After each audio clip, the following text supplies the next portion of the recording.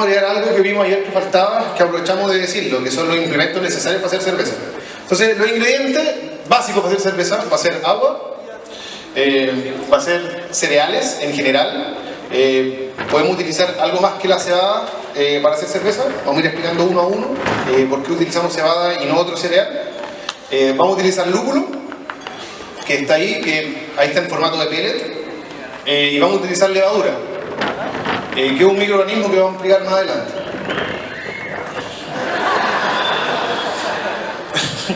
Bueno, vamos a hablar algo de los implementos.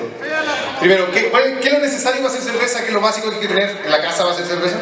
Bueno, primero, al menos una olla, porque vamos a explicar que podemos hacerlo también con bolsa de macerado o algún otro sistema. Lo ideal es tener este sistema que son 2 ollas y un cooler, puede ser, o una tercera olla. Básicamente vamos a utilizar una olla como contenedor de agua, vamos a utilizar una olla para poder hervir el mosto completo y vamos a utilizar otra olla o un cooler como macerador. Vamos a explicar más adelante, durante los procesos, qué significa cada una de estas cosas. Necesitamos una fuente de fuego. En este caso vamos a utilizar una cocinilla, puede ser la cocina de su casa, si no van a ser tantos litros, y les cabe la olla dentro del espacio. Estas ollas son de 30 litros, se pueden hacer en menor cantidad. Generalmente uno hace 20 litros como mínimo porque el proceso para hacer 5 litros, 10 litros, 20 o 50 es más o menos el mismo. Se me puede demorar el mismo tiempo en hacer 50 litros o hacer 10 litros. Porque realmente no tiene tanto sentido hacer menos de 20 litros. Sobre todo pensando que el proceso es largo, o sea, demora al menos un mes en poder tomarse la cerveza.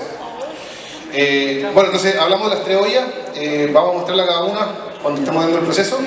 Vamos a utilizar también un contenedor como fermentador, que en este caso vamos a utilizar el bidón de agua. Se pueden usar distintas cosas. Lo ideal es tener acero inoxidable. Sabemos que a nivel casero eso es súper poco practicable. Entonces lo habitual que se hace son bidones plásticos que pueden ser estos de agua. Tiene que ser plástico de grado alimentario porque si no va a quedar con sabor a plástico. Se pueden comprar otros bidones blancos también, que son los típicos, y lo ideal es que tenga una llave en el fondo. Después vamos a explicar por qué. En este caso no está, también se puede hacer, ningún problema. Y bueno, vamos a partir por el tema de los ingredientes. Primero vamos a hablar algo del agua. El agua es el ingrediente principal de la cerveza, ya que constituye más del 90% de ella. Y la típica discusión en cuanto a cervecería es si hay un agua buena o un agua mala para hacer cerveza. O sea, tengo un agua del sur que puede ser muy buena para hacer cerveza. Bueno, la respuesta es no necesariamente. El agua va a depender de la carga mineral que tenga, o sea, qué tan dura sea, para el estilo de cerveza que yo quiera hacer. O sea, puedo tener un agua de Santiago, por ejemplo, que son buenas para hacer cervezas con más cuerpo. O puedo tener aguas ligeras, no sé, desde una fuente mineral, o sea, de una fuente de origen con poca carga mineral, y va a servir para cervezas ligeras. En general funciona así: a más dureza, un agua con más carga mineral, una cerveza con más cuerpo. Entonces, si tengo una cerveza muy delgada, digamos, sin muchos minerales, me va a servir para hacer cervezas mucho más ligeras que cervezas corpulentas. Entonces, al final de cuentas, no existe un agua mala ni un agua buena, sino que van a existir aguas distintas para estilos distintos. ¿Ya? Eso es lo primero. Entonces ahí surge el tema de los estilos, de decir que la carga mineral que tenga mi agua va a depender del estilo que yo quiera hacer. Hay 2 formas de ver esto. En la antigüedad lo que se hacía es que las ciudades, en base a su agua, se especializaban en hacer un tipo de cerveza. Por ejemplo, en la ciudad de Pilsen se especializaban en hacer cerveza Pilsen porque su agua era muy blanda. Y en Irlanda, por ejemplo, en Dublín, se especializaron en hacer stout, que tiene un agua un poco más dura. Entonces esa es una vía, hacer los estilos que uno, en base al agua que uno tenga. O también podrían hacer, modificar el agua, pasarlas por filtros, sacarle toda la carga mineral y agregarle ustedes los minerales que quieran. De esa forma hacer cualquier estilo. Hay distintas formas. Ahora bien, esto no es a rajatabla, digamos. Uno podría hacer cualquier estilo con cualquier agua, pero no va a quedar con la potencia que uno espera. O sea, si tengo un agua dura, no va a quedar una cerveza lo suficientemente liviana como va a ser una pilsen. ¿Se puede hacer? Sí, se puede hacer, pero no va a ser lo mejor, digamos. Lo importante del agua es el último punto, es que el agua hay que retirarle el cloro. ¿Cómo le retiramos el cloro? Tenemos 2 formas habituales. Una es hervir el agua y dejarla destapada durante un día. De esa manera ustedes se aseguran que no va a quedar cloro. Y la otra forma es pasarla por un filtro de carbón activado, que lo que hace es retirar cloro y malos aromas. La segunda es más rápida, pero un poco más cara. La primera es calentar la agua. Después vamos a los cereales. Los cereales, cuando hacemos cerveza, vamos a decir que vamos a utilizar cebada malteada, vamos a usar malta. ¿Qué es lo que es la malta? La malta en sí mismo es este grano que pasa por un proceso que básicamente es una germinación controlada. Se hace que el grano germine hasta que no salga, digamos, desde el mismo grano, sino que crezca el brote hasta el tamaño del grano y se corta, se seca. A ese proceso le llamamos malteado. ¿Ya? Entonces cuando hablemos de malta vamos a hablar de esto, de un grano que ha sido germinado y después se separó el proceso mediante secado. Entonces podemos hablar malta de cualquier cosa. Tenemos malta de trigo, malta de cebada, malta de en realidad cualquier cereal. Pero, ¿cuál es el grano ideal para hacer cerveza? Va a ser la cebada. ¿Por qué? Porque la cebada, primero, tiene una carga enzimática, tiene enzimas que son capaces de cortar los azúcares del centro. En el centro del grano, de todos los granos van a encontrar almidones, como el almidón del arroz. Cuando hacen sushi, esos almidones salen a la vista y se pegan. Ya, esos son almidones. Entonces lo que uno quiere es que ese almidón, que es un azúcar, se corte en azúcares pequeñas. Y eso se hace mediante enzimas que la malta trae consigo. O sea, la malta de cebada en este caso. Entonces la cebada nos sirve por su carga enzimática y también nos sirve porque tiene cascarilla. Si ustedes han visto el trigo no tiene cáscara. Entonces, a nosotros nos sirve la cascarilla. ¿Para qué nos va a servir? Para hacer un filtro natural y que la cerveza se aclare. Y no nos salga una cerveza turbia, no nos salga un engrudo, así, digamos, todo turbio de la cerveza. Entonces, vamos a usarlo por varios factores. El primero por el tema de la enzima y el segundo por el tema de las cascarillas, que nos sirven para clarificar el mismo mote.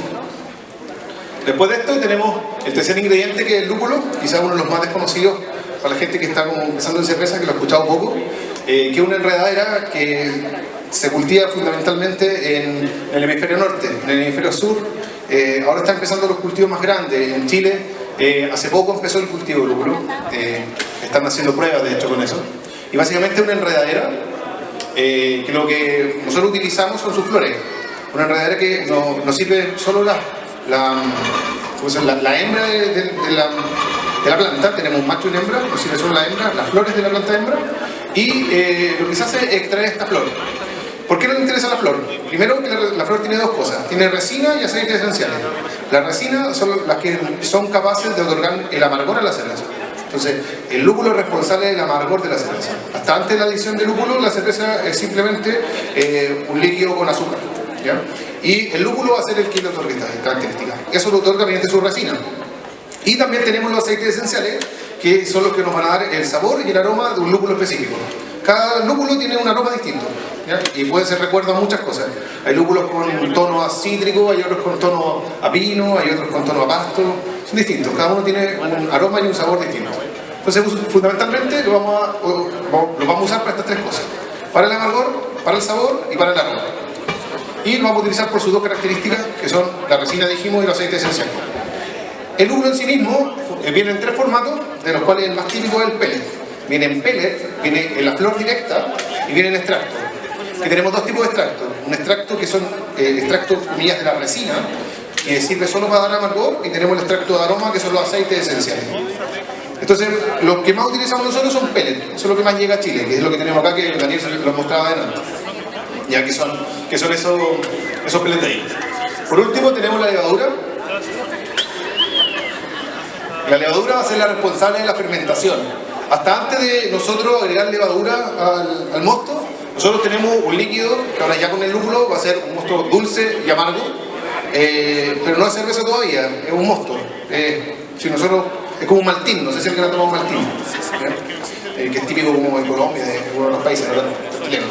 Bueno, lo que pasa con el mosto, que dijimos, esta agua con azúcar, digamos, y amarga, es que entra en la levadura, que es un microorganismo, y lo que hace es comerse los azúcares y dar como producto alcohol y CO2, que es el gas.